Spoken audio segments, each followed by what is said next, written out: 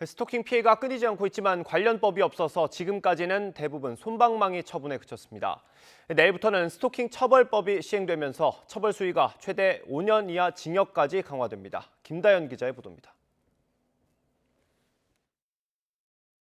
한 남성이 휴대전화 가게 안을 뚫어지게 바라봅니다. 아예 자리를 잡고 앉아 한참을 쳐다보고 갑자기 휴대전화를 땅에 던지는 등 돌발 행동도 저지릅니다. 30대 중국인 A씨가 가게 여직원을 스토킹하는 모습입니다. 가게 문 앞에서 유리창에서 10분, 15분씩 쭈그리고 앉아서 지속적으로 쳐다보기도 하고 문 열고 들어와서 어디 갔냐, 퇴근했냐 이런 것도 물어볼 때도 있고요. 지난해 손님으로 가게를 찾았던 A씨는 지난 7월부터 본격적으로 스토킹을 시작했고 강제로 껴안는 등 추행까지 시도했습니다. 가해 남성 A씨는 피해 여성이 신고하자 현장을 달아났고 경찰의 추적과 설득 끝에 자진 출석했습니다. 하지만 A씨는 별다른 처벌 없이 귀가 조처됐습니다.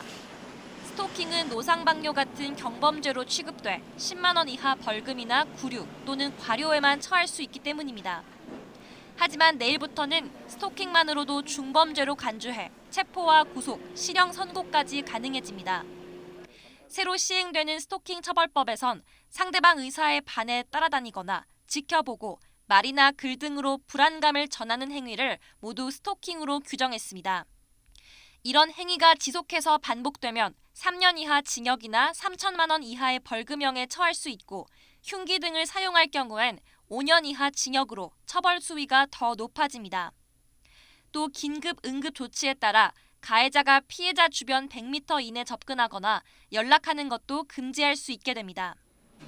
다만 피해자가 원하지 않으면 처벌할 수 없는 반의사 불벌죄에 해당해 가해자가 신고하지 못하도록 협박할 우려가 있고 보호 조치가 당사자에게만 적용된다는 점에서 실효성이 떨어진다는 지적도 제기됩니다.